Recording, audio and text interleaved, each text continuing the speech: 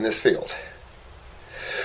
And the things that I hear about fruit sugar is so bizarre, I just have to tell you. So this is about my take on fruit sugar and what I've done in 45 years on fruits, berries, and melons, where fructose is high and essential. You know, there's three simple sugars, guys, in nature. You have your fructose, which is your simple fruit sugar. You have your glucose, which is your simple vegetable sugar. And you have galactose, which is your simple milk sugar. And these are the three simple sugars. When you start complexing these sugars, then you start getting into dye, which is 2 or more, and then you get into polysaccharides. Saccharides are sugar. Sugars are the carbon side of nature, where amino acids are the nitrogen side of nature. Carbon tends to be on the base side of chemistry, and the nitrogen tends to be on the acidic side of chemistry. When you start looking at the foods that have these simple sugars in them, they're base in their structures. Because base-dominant food is the appropriate food for the Homo sapien, matter of fact, for most vertebrates.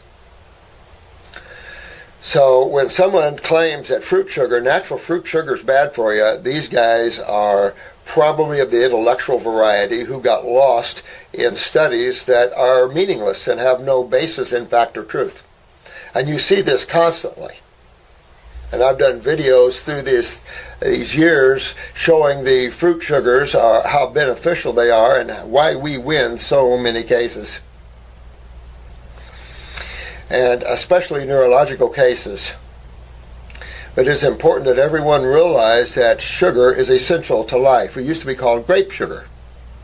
But it is important that you understand that sugar is carbon, and carbon is essential to acquiring ATP, ADP, and AMP. These are the adenosine dyes, and monophosphates. These are the energy factors of cells, where oxygen and carbon are combined with the hydrogen yanked out, which is the acidic side of chemistry, and now you have energy, pure energy. It's important to understand that sugars are essential. On top of this, you must understand the different vertebrates and how man was put together. Of the 4 basic vertebrates, man obviously is of the frugivore variety. He's a primate-ish, and even more refined than primates. And one might argue that some primates are omnivores, not in choice. Primates are frugivores, and many live as omnivores by choice, and the mountain gorillas have to eat the tender greens by choice. By not choice, it's just where they're pushed up and they live in the higher mountains. Too bad, because these are frugivores. Frugivores have a unique way of chewing, a digestive tract that is, I would say, in the middle, and the ability, of course, ringed for maximum absorption. We do not have a high hydrochloric acid level, nor do we have a complicated digestive system whatsoever. It's important to understand in man's digestive tract, particularly in the duodenal area, that duodenal time pH must be 7.5 to 8.5 to even have trypsin, which finishes up the protein polypeptide syndrome down to the amino acid phase. But also your tylan, amylase, and all these others, activates in a base-dominant pH. Now, important to understand that herbivores are those animals that eat vegetables. And the design of a herbivore is totally different than that of a frugivore. We look totally different than a horse, a cow, and an elephant.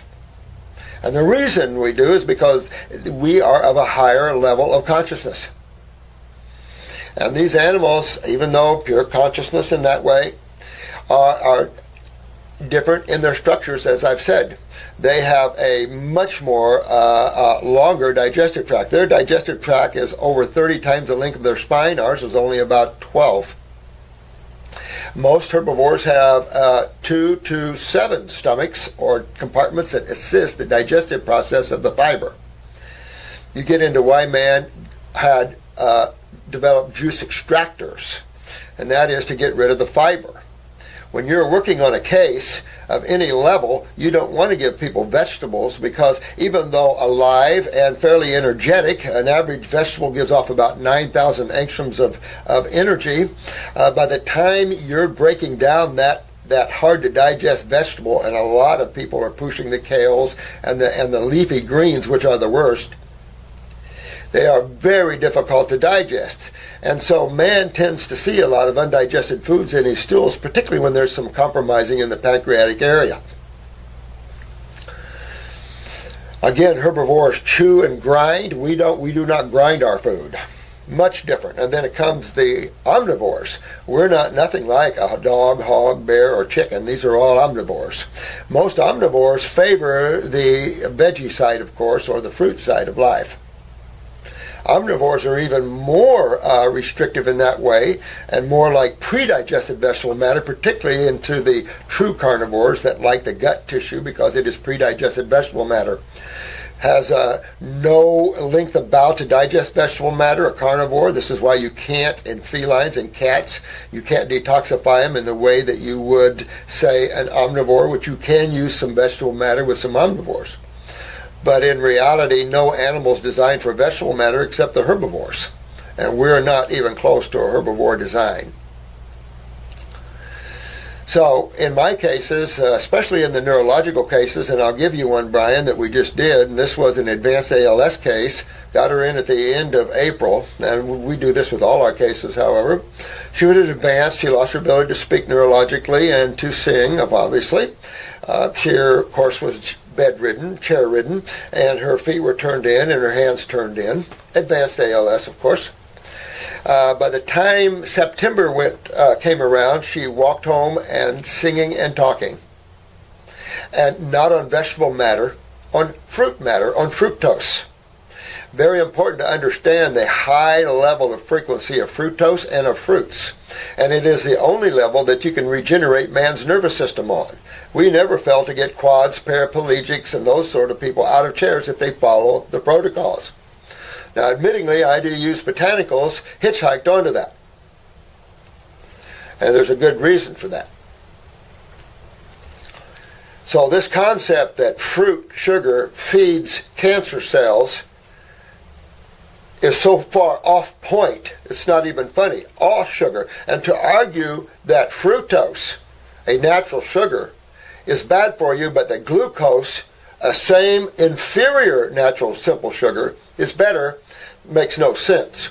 Matter of fact, when you get into type 1 diabetes, where the island of Langerhans, the beta cells, are no longer producing adequate amounts of insulin, you want to get off of all vegetables and all foods except fruit. When you go on all fruit as a type 1, you might glucose load for a few days, but your blood sugars will come right down and you'll be between 100 and 200 easily.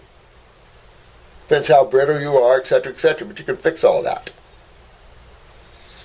Because fruit sugar does not require insulin. No matter what the medical records show, I can demonstrate case after case. And the reality, Brian, and all of you guys, is in your cases. Are you winning your cases?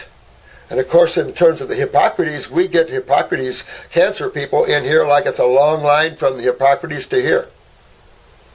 Good example, Brian, was a young man you had for about 6 months at your clinic, and a big tumor on the side of the neck came over here, and I had it completely gone in 2.5 months.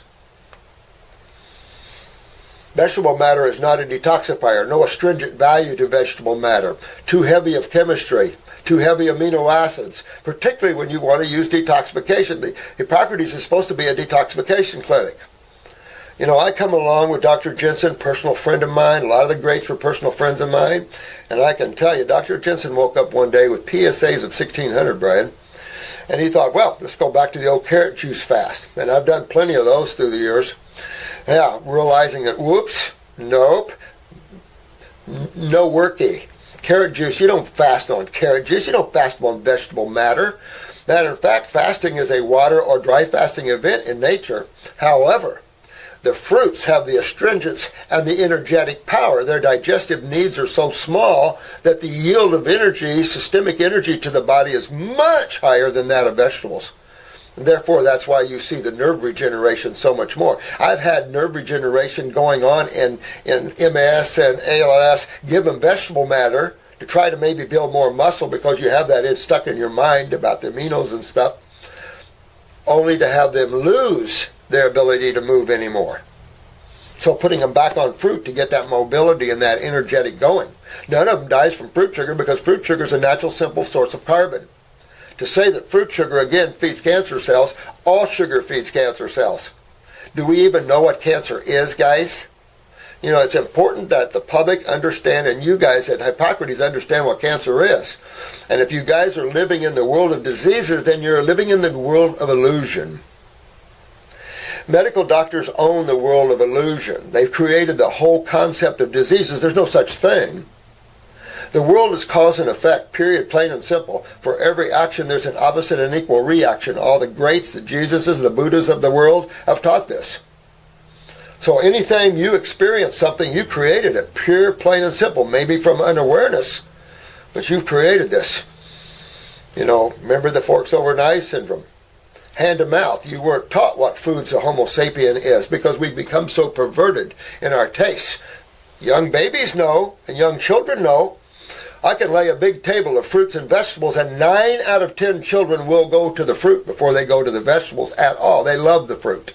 And we have tens of thousands of children out there being raised on fruit, academically superior to their classmates in every way, physically unbeatable. It's unbelievable what's going on out there on fruits, berries, and melons. Some of that, not so much the melons, but the fruits and the berries, the highest nutrition of all the plant lives. And the very ones we need, the high flavonoids, just incredible powers that these fruits, the astringent value, so they can move lymph. And that's another thing that's vital to understand. But let's go back to understanding sugar feeds cancer cells. All cancer is a name for damaged cells. Well, what side of chemistry damages cells? There's only 2 sides of chemistry, guys. Which side damages cells? We know it's the acidic side that damages cells. Vital to understand because most metabolitic waste from cells are acids. Plus all the activity we have, all this acidic sewage that is accumulated daily has to be eliminated by the body. It is not eliminated through the blood. If you believe that, then you're believing in fallacy. The blood cannot handle high acidosis or you would be dead in about 3 minutes. Maybe you might live 3.5 minutes. Acids have a whole nother system to deal with, and this is the system that most people, even in the healthcare industry, and I even see in Hippocrates to a certain degree, is ignorant of. And that is the great lymphatic system and how it really works and what it really is.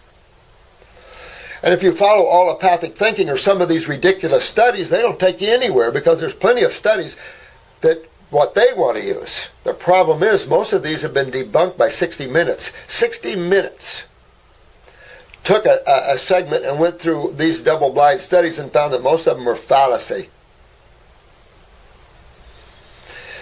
Cancer is nothing but a damaged cell. How about a tumor? Someone says fruit sugar feeds a tumor. Feeds a tumor. What's a tumor? You know, people have to understand what these things are. People are touting off things, and it shows how ignorant that man is. And definitely how ignorant the allopathic community is when it comes to these sort of concepts of diseases, because there's no cure for diseases. And you'll never find one anywhere because it doesn't exist, because they don't exist. Nature doesn't look in the world of diseases. They don't think in the world of diseases. Nature thinks in the world of chemistry and physics.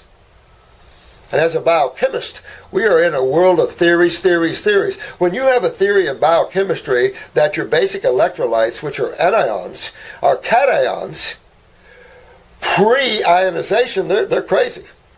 Because that's not true. The periodic table pretty much explains which metals are base and which are acids. In the ionization process, where you have the movement of electrons, yes, then you do change the anionic nature of electrolytes, and you might move them to somewhat of a cation, but there is a saturation point to this. Because when you look at the human body and it becomes stagnant under the acid sky, what system are we talking about? We're not talking about the blood. Stagnation of the blood would yield death. We're talking about the stagnation of the giant lymphatic system, which is at least 60 times bigger than the lymph system.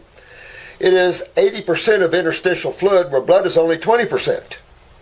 So when you're looking at detoxification, you're looking at the people suffering. What side of chemistry do you find the suffering on, and what system in the body do you find each and every time? And when you're dealing in cancers, you're dealing in lymphomas, because that's the message. It's the lymph system that's involved. And even though we have an international lymphologist society, these guys don't know much more than that the lymph system is to buffer blood proteins. Protein is the problem, period, and not just in the blood. The blood dumps what it doesn't want where? Into the lymphatic system. The lymphatic system is the sewer system of the human body, and everyone has to get with that. And the liver is not the detoxifying organ of that system, not even close.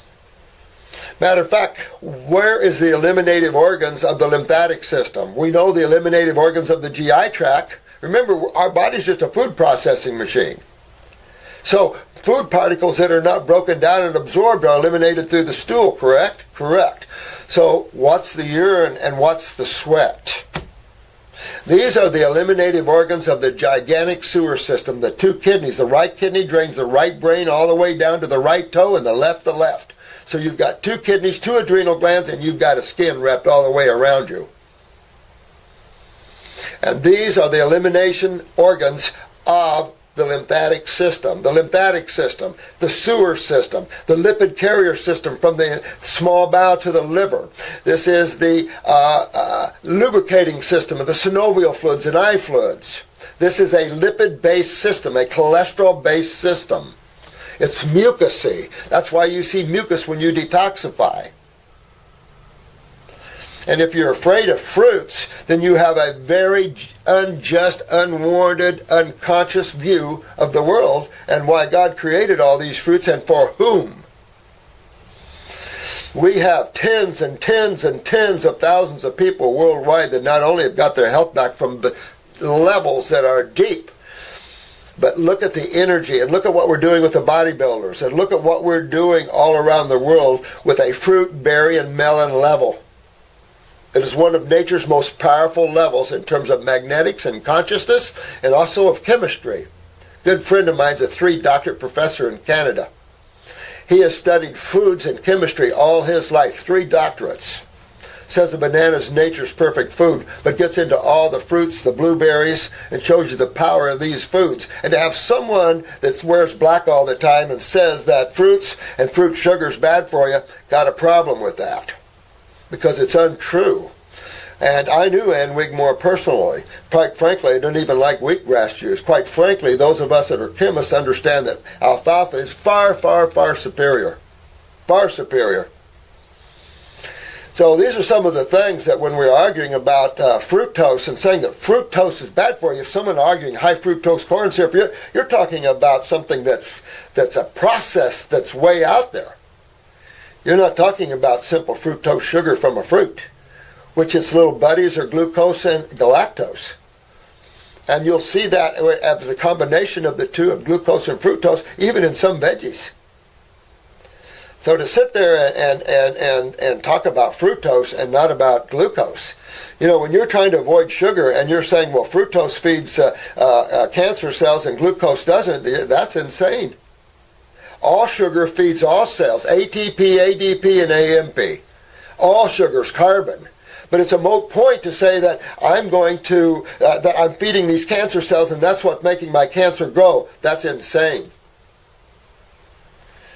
You have to understand what's breaking down the cell in the first place. When your lymph system becomes stagnant from a lack of kidney filtration, and all these high protein diets have broken down our kidneys to, well, you don't filter anymore. And Brian, let me suggest that you go get yourself a jar and all your people at Hippocrates and pee in it. And if it's clear, every one of you are in trouble, because your urine shouldn't be clear. This is a septic system. And we talk a lot about it here. We have pictures, we have all kinds of things to show the people of the world that your kidneys are supposed to be filtering acids out of them. And especially after your lymph nodes, hopefully, are still full of bacteria, which breaks these 3 pH acids down. Cellular acids are 3 pH, roughly speaking, Coca-Cola. By the time they are going through the lymph nodes, hopefully they're up to about 6. You get two acid coming out of the kidneys, you'll feel that too. That's why it's important to have good bacterial action in the body to bring these acids back up closer toward base so you're not on your knees peeing. Now, this is a very important subject, and you're giving a lot of misinformation over the Hippocrates, and we get this all the time, a steady line of your cancer people. Nothing changed, the numbers going up, up, up. A fruit diet, a vegetable diet is only good so far, and you'll reach plateaus, and a lot of your people are reaching plateaus. You're getting expensive over there in supplements. Learn the lymph system and learn to focus. Learn to focus on the kidneys, the skin. Learn to focus on the different tissues in the body, the systems in the body that get your people well, that detoxify them properly. And use the eyes, because when you start detoxifying, you'll get changes within the eye. You'll be able to determine where people are having problems and how to get into these tissues and regenerate these tissues, because we're into regenerative detoxification. We use the doorway here of detoxification, but my goal is the regeneration of tissue, of genetic memories of cells. And it's not difficult to remember genetic weaknesses of cells. We do it all the time. To understand that, you have to have some spiritual understanding and how the worlds are put together, how creation is put together, so you understand why there's memory in cells and where does this memory really come from. There's a lot to understand in that level of that.